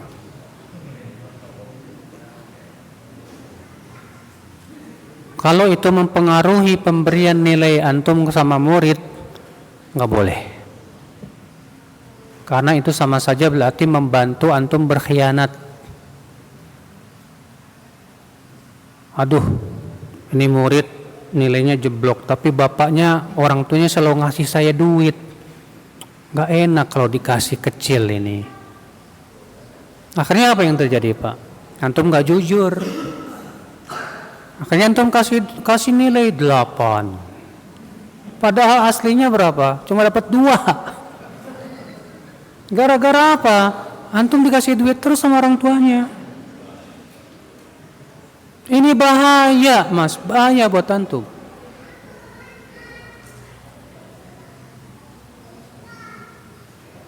Hatta walaupun misalnya kepala sekolah mengizinkan, silakan, nggak apa-apa. Tapi kalau itu mempengaruhi, bahaya, Mas. Jadi yang lebih baik gimana dong, Ustadz? Yang lebih baik itu orang tua yang mau ngasih itu kasih ke kepala sekolahnya, ke pemilik sekolahnya itu. Kemudian beri kepada guru itu tanpa memberitahu dari siapa, supaya tidak mempengaruhi apa?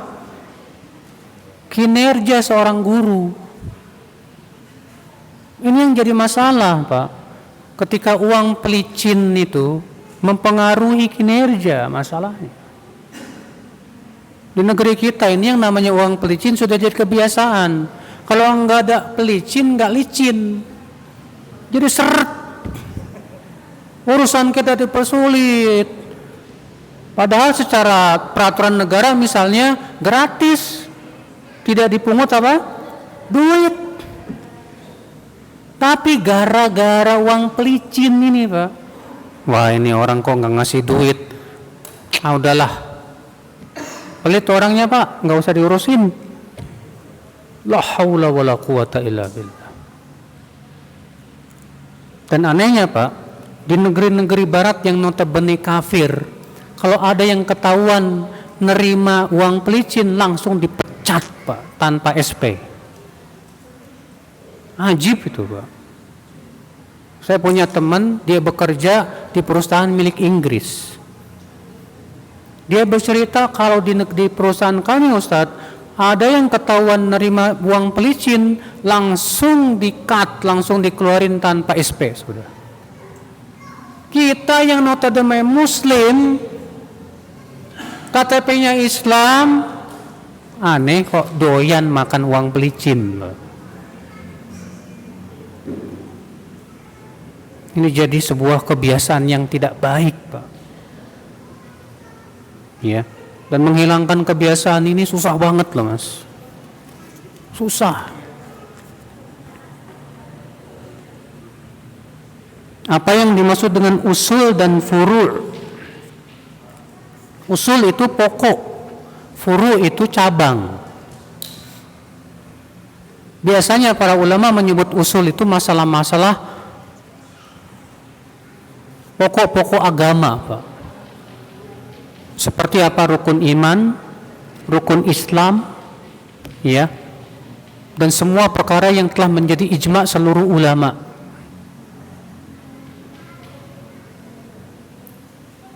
Adapun yang sifatnya fikih yang masih perselisihan para ulama, itu mereka sebut dengan apa? Furu', cabang. Ya, itu yang saya tahu dari kitab-kitab yang pernah saya baca.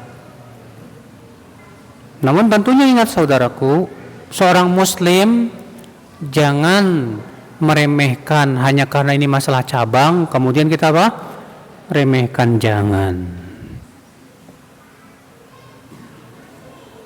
Kalau itu adalah perintah Allah, selama itu perintah Rabb kita, kita, jangan dianggap remeh. Selama itu syariat Allah Azza wa Jalla, jangan dianggap apa? Remeh, jangan. Ya.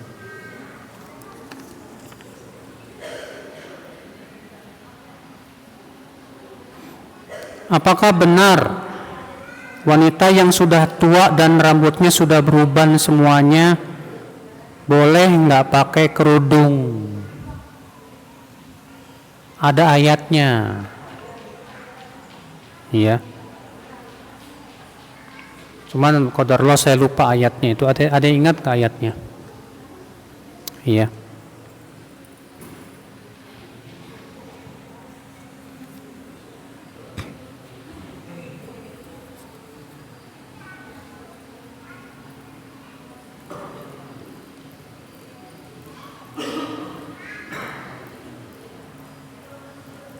Sebentar ya.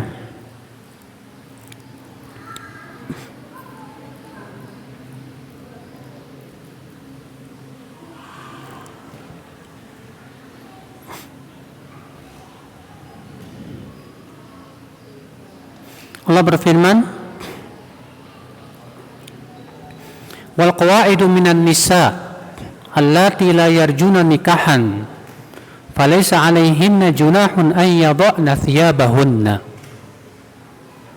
Dan wanita-wanita yang telah tertua renta, yang tidak lagi mengharapkan nikah, tidak mengapa mereka untuk meletakkan jilbab mereka. Iya. Sebagian ulama mengatakan ayat ini menunjukkan boleh wanita yang sudah tua renta, yang kalau laki-laki ngelihatnya juga udah nggak ada nafsu, untuk tidak memakai kerudung. Iya. Untuk tidak apa? Memakai jilbab. Ini pendapat sebagian ulama. Kenapa? Iya. Kenapa? Karena sudah hilang sebab-sebab munculnya fitnah. Tapi Allah memberikan syarat dalam ayat itu apa? Ghairu mutabarrijatin bizina. Dengan syarat tidak tabarruj, tidak bersolek. Tidak tabarruj dan tidak apa? Bersolek. Iya. Lalu Allah mengatakan apa? Wa ayyasta'fifna khairun lahun. Namun kalau mereka tetap memakai hijab, itu lebih baik buat mereka. Jadi yang lebih baik yang mana? Yang lebih baik mereka tetap pakai apa? Hijab. Iya. Tapi ingat ya, ini untuk nenek-nenek yang udah peot, yang kalau laki-laki ngelihatnya udah nggak ada nafsu. Ya. Adapun kalau nenek tapi masih kinclong, masih cantik, ya masya Allah, tetap nggak boleh. Kenapa? Karena ilatnya belum hilang. Ilatnya belum apa? Belum hilang. Ya.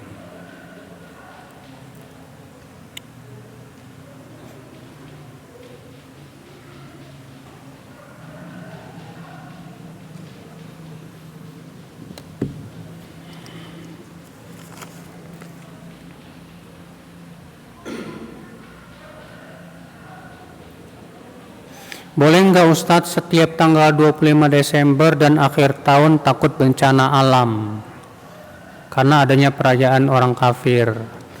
Jangan cuma 25 Desember doang, Mas. Karena kesyirikan itu terjadinya, kita lihat ternyata bukan cuma tanggal 25 Desember. Antum jangan mengira bahwa syirik itu cuma yang dilakukan oleh mereka. Umat orang yang mengaku muslim juga banyak yang berbuat syirik.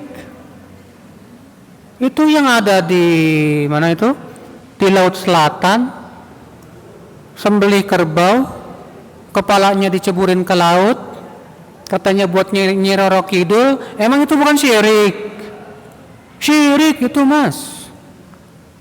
Itu yang nyembelih kerbau, kepalanya dibuang ke Gunung Bromo. Emang itu bukan syirik? Syirik itu, Mas.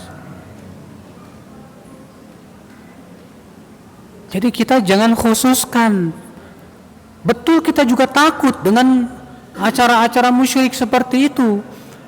Tapi jangan khusus hanya pada tanggal-tanggal segitu aja. Saudaraku seiman, azani Allah. Memang ya qadarullah ya. Beberapa tahun ini setiap akhir tahun terjadi apa? Bencana. Tapi bukan berarti kemudian kita jadi aman di bulan yang lain. Sekarang udah masuk Januari, udah aman dari adab.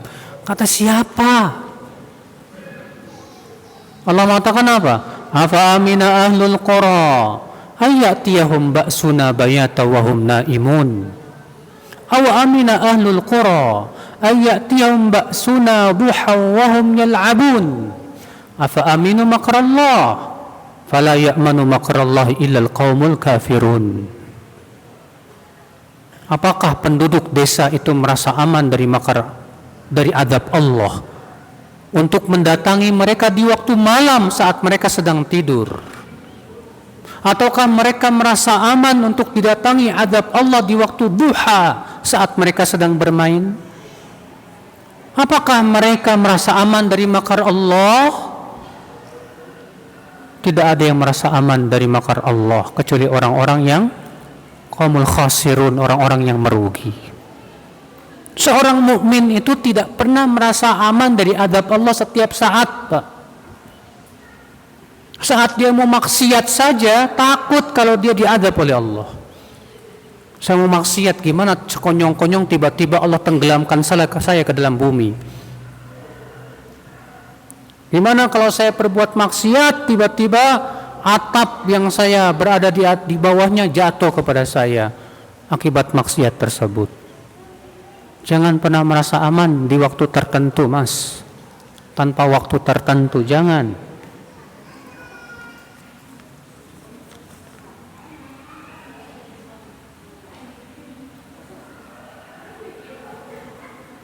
Hukum mendatangi candi. Candi ini saya mau tanya, Pak. Candi ini tempat apa? Kalau candi itu misalnya memang tempat beribadah kepada selain Allah misalnya, di situ banyak kesyirikan, maka mendatangi tempat-tempat seperti itu khawatir antum hatinya tidak mengingkari kesyirikan lagi.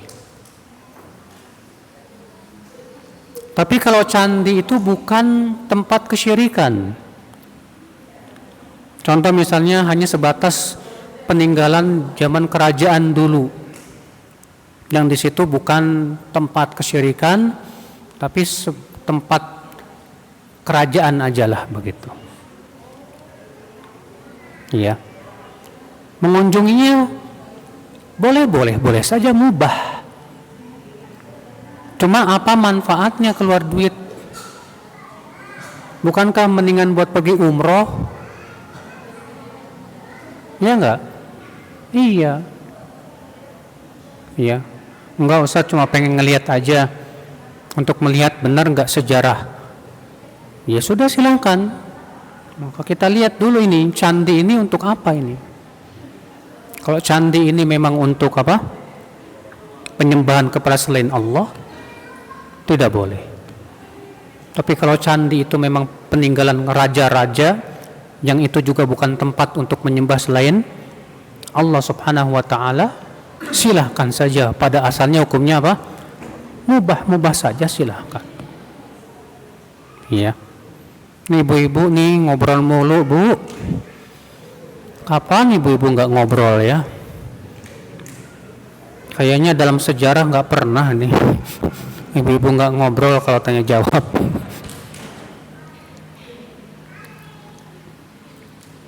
Bagaimana pandangan Islam tentang ibu hamil yang suka ngidam? Pandangan Islam dalam masalah ini, Mas, tidak ada dalilnya dalam Al-Quran atau hadis yang melarang istri ngidam. Cuma jangan dikaitkan dengan keyakinan-keyakinan tertentu.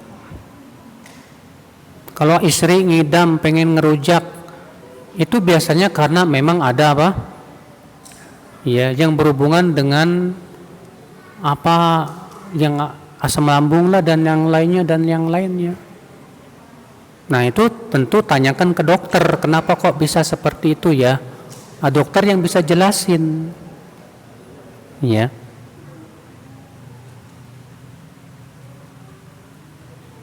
Bagaimana hukum mengambil tanaman atau tumbuhan yang tumbuh sendiri di lahan yang tidak diurus, tapi itu milik orang lain, tetap nggak boleh. Selama itu lahan milik orang lain, maka tanaman yang ada di situ milik dia. Kalau antum bilang tapi dia nggak ngurus, itu urusan dia. Urusan kamu nggak boleh ngambil punya orang lain kecuali dengan izin dia. Hah? Kayu bakar. Kalau itu tanah milik dia, itu milik dia. Semua yang ada di tanah dia itu milik dia. Maka wajib minta izin dulu sama pemilik tanah. Pak, di tanah bapak ini banyak kayu bakar, boleh nggak saya ambil? Wajib. Kalau bapak tidak lakukan itu, bapak termasuk maling. Ya.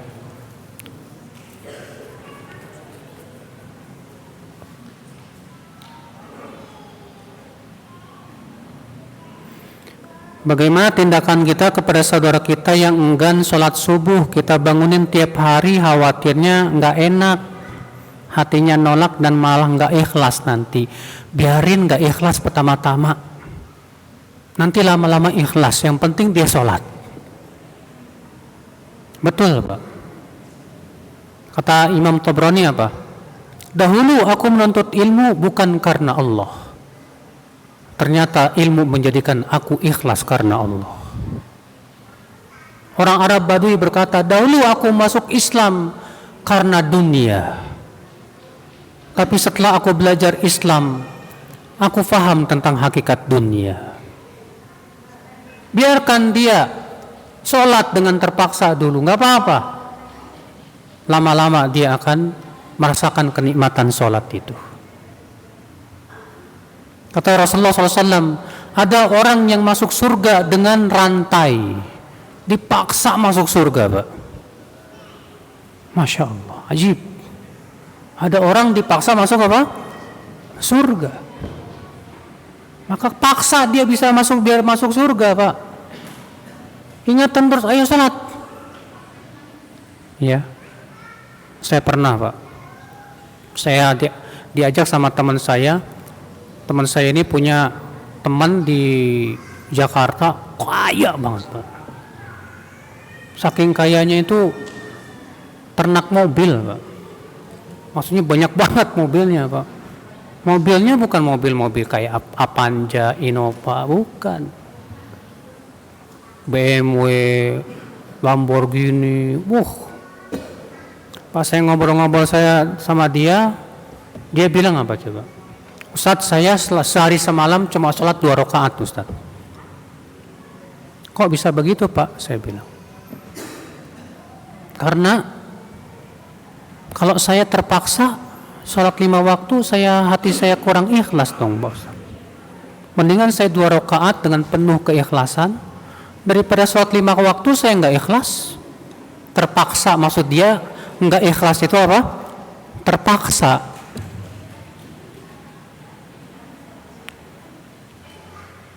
Masya Allah. Ini kasihan, Pak. Orang ini terkena syubhat pemikirannya sendiri. Daripada saya terpaksa nggak enak sama Tuhan saya, mendingan saya 2 rakaat tapi ikhlas. Saya tanya ke dia, Pak,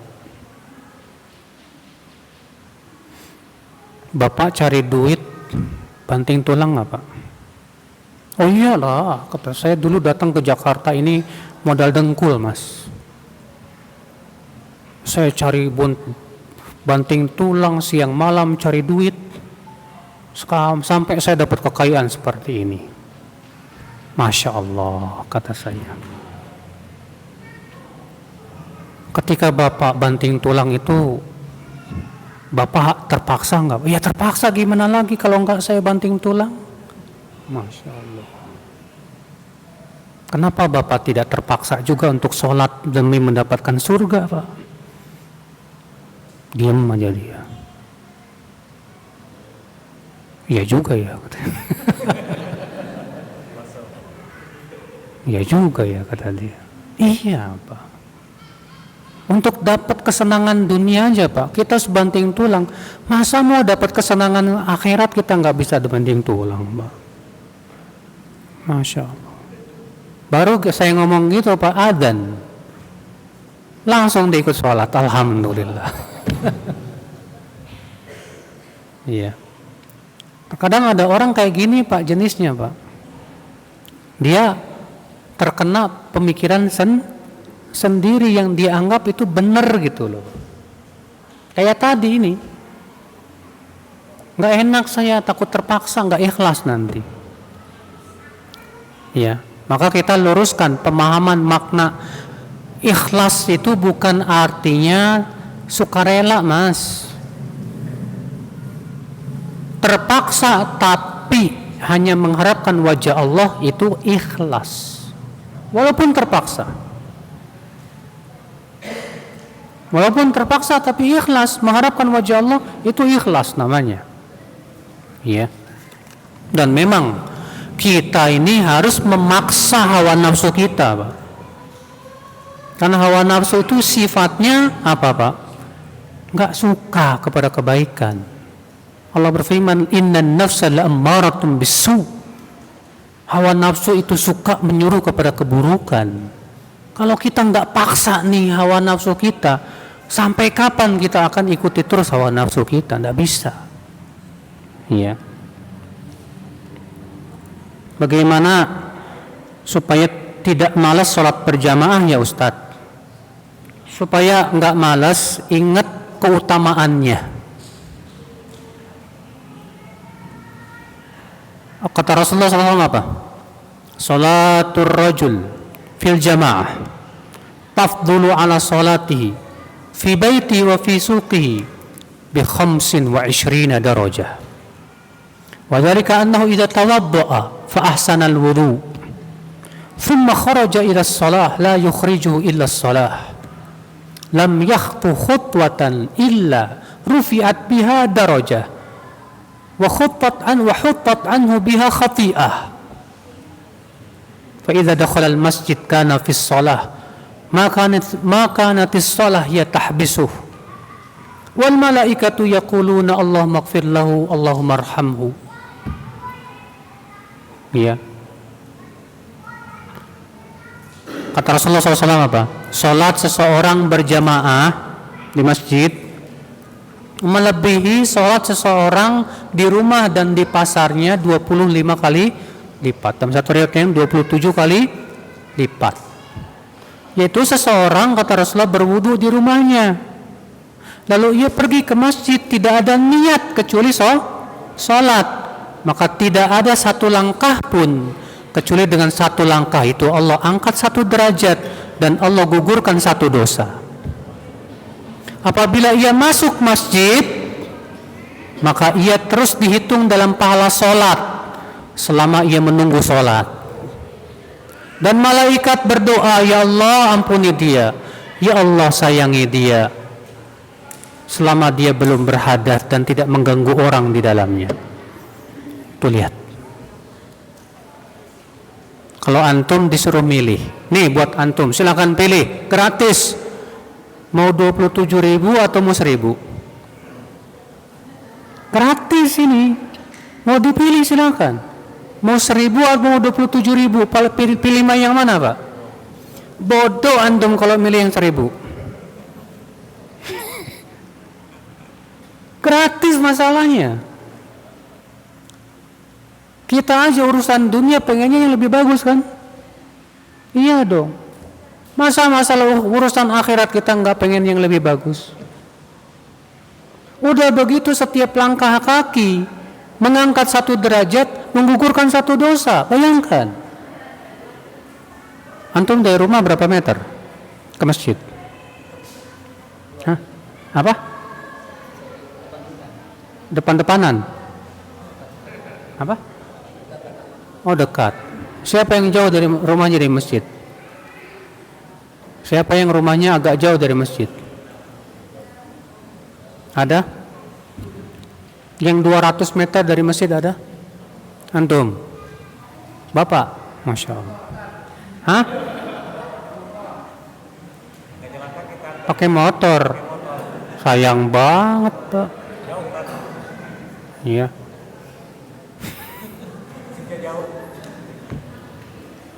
Ada seorang sahabat yang rumahnya di ujung kota Madinah, Mbak. Jarak dia ke masjid itu 5 kilo. Tapi nggak pernah absen sekalipun dari sholat berjamaah. Lalu dikatakan kepada sahabat ini, kenapa kamu tidak beli keledai atau unta? Apa kata dia? Tidak. Aku ingin setiap langkahku mengangkat derajat dan menggugurkan dosa. Apa kata Rasulullah? Allah telah menulis itu semua untukmu. Tapi daripada antum gak sholat berjamaah, mending naik motor deh, Pak. Daripada antum jalan kaki malas. Syekh Utsaimin rahimahullah rumahnya ke masjid disebutkan 2 kilo. Beliau kalau berjalan ke masjid sambil merojaah Al-Quran. Ajib. Ya. Sekarang antum yang rumahnya dari rumah masjid 200 meter. 1 meter berapa antum langkah? Kalau bisa jadikan 3 langkah, Mas. Karena kata Rasul dalam hadis, baik langkahnya lebar ataupun langkahnya kecil, pahalanya sama. Makanya para salafus saleh dahulu kalau pergi ke masjid langkahnya diperkecil.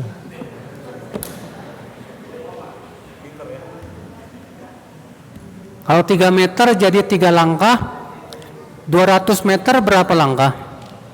600. Pulang pergi berapa? 1200. Itu baru satu salat. 1200 kali 5 berapa? Hitung aja.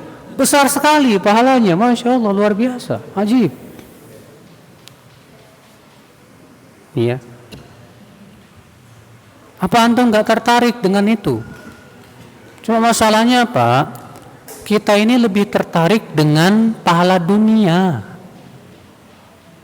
Coba kalau diumumkan di masjid, Bapak dan Ibu-ibu, nanti habis sholat zuhur ada pembagian duit setiap orang 2 juta. Penuh itu, Pak, sampai sono, Pak. Penuh, Pak. Padahal 2 rakaat subuh aja, kata Rasulullah, 2 rakaat fajar aja lebih baik daripada dunia dan seisinya. Nggak tertarik, aneh. Nggak tertarik sama panggilan sholat. Ada apa ini? Tertariknya kalau ada pahala dunia. Padahal dunia kecil sekali di mata Allah Azza wa Jalla. Iya. Pakai kaos oblong bagi laki-laki boleh nggak Ustadz? Ketika bekerja di bengkel ya nggak masalah. Kalau memang di bengkel, tahu sendiri bengkel ya. Dan peraturan di bengkel pun juga nggak ada peraturan, silakan aja, silakan, nggak apa-apa.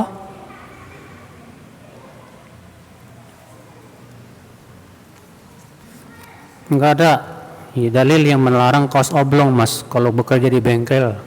Cuma kalau buat sholat jangan deh pakai kaos oblong, karena kita nggak punya adab sama Allah kalau seperti itu. Bagaimana biar semangat ibadah dan berdagang, Ustadz? Dagang itu pekerjaan Rasulullah dulu. Para sahabat rata-rata berdagang, Mas. Iya. Dan Rasulullah menyebutkan bahwasanya dagang itu barokah, pekerjaan yang berkah. Maka dari itu antum yang berdagang, wallahi ya, antum pertama sedang mencari rezeki yang halal, dan mencari rezeki yang halal pahalanya besar di sisi Allah, dan itu termasuk ibadah. Termasuk apa? Ibadah. Yang kedua, antum telah menyerupai para sahabat yang mulia, Abu Bakar, Uthman bin Affan, Abdurrahman bin Auf. Mereka semua para pebisnis.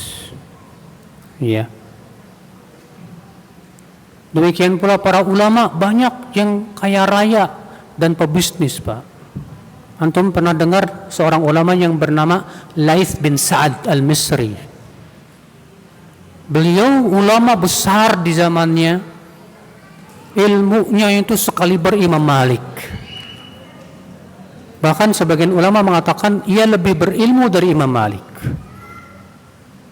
Tapi beliau orang terkaya di Mesir. Pernah Imam Malik ya terlilit hutang. Akhirnya minta bantuan kepada Imam Laits bin Sa'ad. Dibayar semuanya sama Imam Laits bin Sa'ad. Sampai Imam Laits bin Sa'ad, Pak, menggaji murid-muridnya.